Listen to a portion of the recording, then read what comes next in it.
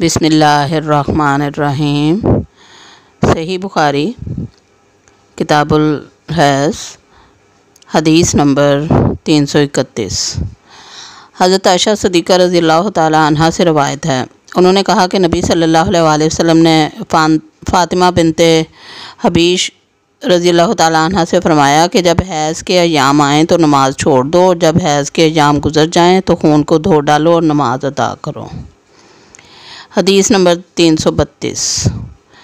حضرت سمرہ بن جندب رضی اللہ تعالیٰ عنہ سے روایت ہے کہ ایک عورت کا زچگی میں انتقال ہو گیا تو نبی صلی اللہ علیہ وسلم نے اس کی نماز جنازہ پڑھی اور جنازہ پڑھتے وقت اس کے درمیان کمر کے سامنے کھڑے ہوئے۔ حدیث نمبر 333۔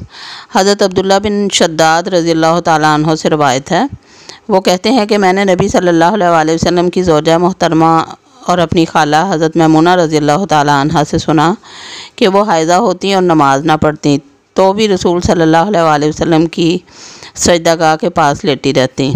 رسول اللہ صلی اللہ علیہ وسلم نے اپنی چھوٹی چٹائی پر نماز پڑھتے رہتے، جب سجدہ کرتے تو آپ کا کچھ کپڑا ان کے جسم سے لگ بھی جاتا تھا۔ امام بخاری کا مطلب ہے کہ جس طرح نفاس والی عورت پر نماز جنازہ پڑھی جا سکتی ہے، اسی طرح اگر عورت دوران حیض فوت ہو جائے تو اس کا بھی جنازہ پڑھا جائے گا، کیونکہ حیض و نفاس دونوں کا ایک ہی حکم ہے۔ لہٰذا جس طرح نفاس والی عورت کا خون مرنے سے بند ہو جاتا ہے اور غسل دینے سے وہ پاک ہو جاتی ہے، اسی طرح حیض والی عورت کا خون بھی مرنے کے بعد بند ہو جاتا ہے اور غسل دینے سے وہ پاک ہو جائے گی، اور اس کا نماز جنازہ پڑھنے میں کوئی قباحت نہیں۔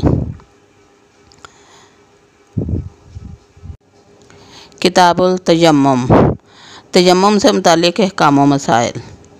ارشاد باری تعالیٰ ہے، قال اللہ تعالیٰ فلم تجدوا ماء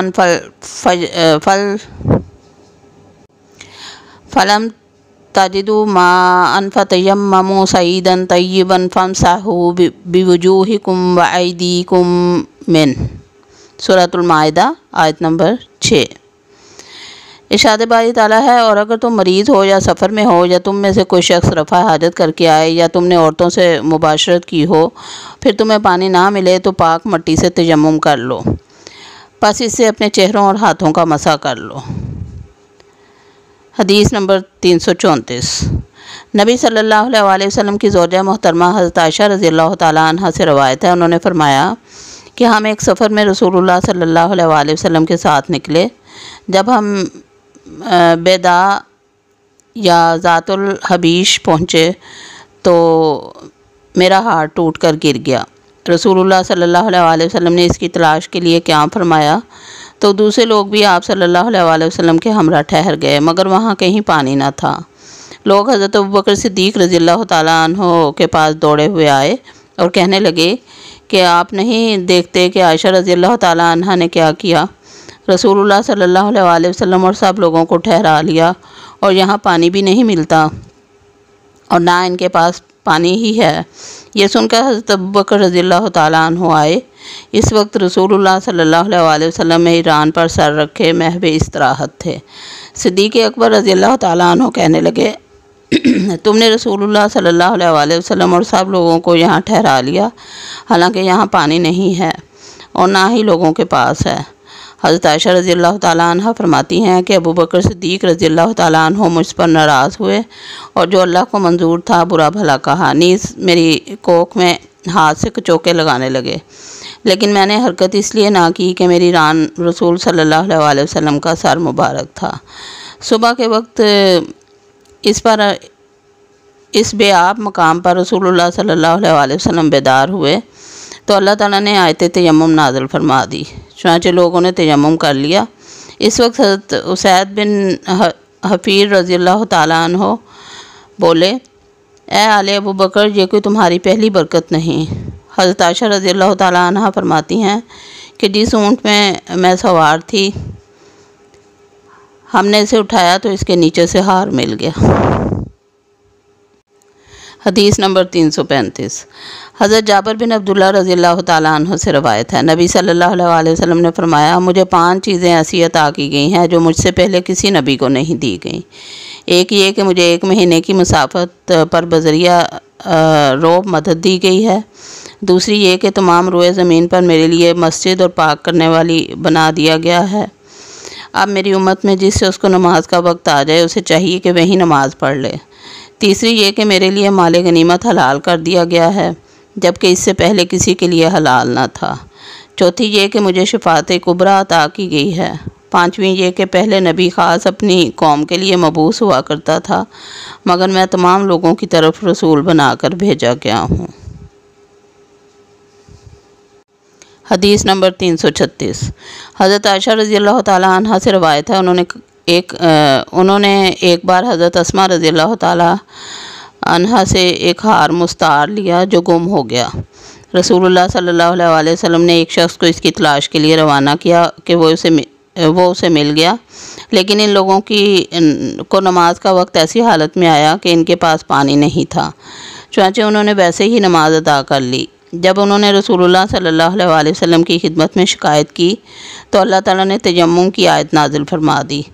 حضرت اسید بن حفیر رضی اللہ تعالیٰ عنہ نے حضرت عائشہ رضی اللہ تعالیٰ عنہ سے کہا، اللہ تمہیں جزائے خیر دے، اللہ کی قسم جب بھی تم پر کوئی ایسی بات آ پڑی جسے تم ناگوار خیال کرتی تھی تو اللہ تعالیٰ نے اس میں تمہارے لیے اور تمام مسلمانوں کے لیے خیر و برکت عطا فرما دی۔ حدیث نمبر 337۔ حضرت عبداللہ بن عباس رضی اللہ تعالیٰ عنہ کے غلام عمیر کہتے ہیں کہ میں اور نبی صلی اللہ علیہ وسلم کی زوجہ محترمہ حضرت میمونہ رضی اللہ تعالیٰ عنہ کے غلام عبداللہ بن جسار ابو جسیم بن حارث بن سما انصاری رضی اللہ تعالیٰ عنہ کے پاس آئے تو انہوں نے فرمایا، نبی صلی اللہ علیہ وسلم ایک دفعہ بیر جمل سے واپس آ رہے تھے کہ راستے میں ایک شخص ملا اور اس نے آپ صلی اللہ علیہ وسلم کو سلام کیا، لیکن نبی صلی اللہ علیہ وسلم نے اس کا جواب نہ دیا، یہاں تک کہ آپ ایک دیوار کے پاس آئے اور اس سے اپنے منہ اور ہاتھوں کا مسح کیا، یعنی تیمم فرمایا، پھر اس کے سلام کا جواب دیا۔ حدیث نمبر 338۔ حضرت عبد الرحمن بن عیسیٰ رضی اللہ تعالیٰ عنہ فرماتے ہیں کہ ایک شخص حضرت عمر بن خطاب رضی اللہ تعالیٰ عنہ کی خدمت میں حاضر ہوا اور کہنے لگا، مجھے جنابت لاحق ہو گئی ہے لیکن پانی نہیں مل سکا۔ اس موقع پر حضرت عمار بن یاسر رضی اللہ تعالیٰ عنہ نے حضرت عمر بن خطاب رضی اللہ تعالیٰ عنہ سے کہا، کیا آپ کو یاد ہے کہ ایک مرتبہ میں اور آپ دونوں سفر میں تھے اور جنبی ہو گئے تھے تو آپ صلی اللہ علیہ وسلم تو آپ نے تو نماز نہیں پڑھی تھی لیکن میں نے مٹی میں لوٹ پوٹ کر نماز پڑھ لی تھی۔ پھر میں نے نبی صلی اللہ علیہ وسلم سے ذکر کیا تو نبی صلی اللہ علیہ وسلم نے فرمایا، تیرے لیے اتنا ہی کافی تھا۔ یہ فرما کر آپ صلی اللہ علیہ وسلم نے اپنے دونوں ہاتھ زمین پر مارے، پھر ان میں پھونک ماری، اس کے بعد آپ صلی اللہ علیہ وسلم نے ان سے اپنے منہ اور ہاتھوں پر مسح فرمایا۔ حدیث نمبر 339۔ حضرت عبد الرحمن بن ابزہ رضی اللہ تعالیٰ عنہ سے روایت ہے کہ حضرت عمار بن یاسر رضی اللہ تعالیٰ عنہ نے تیمم کے متعلق یہ سب واقعہ بیان کیا۔ پہلی روایت کی طرف اشارہ ہے اور شعبہ ایک راوی نے اپنے دونوں ہاتھوں کو زمین پر مارا، پھر دونوں ہاتھ اپنے منہ کے قریب کیے، پھر اپنے منہ اور دونوں ہتھیلیوں پر مسح کر لیا۔ نظر ابن شمیل کی روایت کے مطابق حضرت عبد الرحمن بن ابزہ کہتے ہیں رضی اللہ تعالیٰ عنہ کہ حضرت عمار بن یاسر رضی اللہ تعالیٰ عنہ نے فرمایا کہ پاک مٹی مسلمان کا وضو ہے، پانی کی جگہ وہ مسلمان کو کافی ہوتی ہے، یعنی جب پانی دستیاب نہ ہو۔ حدیث نمبر 340۔ حضرت عبد الرحمن بن ابزہ رضی اللہ تعالیٰ عنہ سے روایت ہے، وہ حضرت عمر بن رضی اللہ تعالیٰ عنہ کے پاس موجود تھے جب ان سے حضرت عمار رضی اللہ تعالیٰ عنہ نے کہا کہ ہم دونوں ایک چھوٹے لشکر میں تھے کہ دونوں کو جنابت لاحق ہو گئی۔ مزید کہا کہ رسول اللہ صلی اللہ علیہ وسلم نے اپنے دونوں ہاتھوں پر اتنی زور سے پھونک ماری کہ اس میں قدرے لعاب دہن بھی شامل ہو گیا۔ وما علینا الا البلاغ۔ اللہ حافظ۔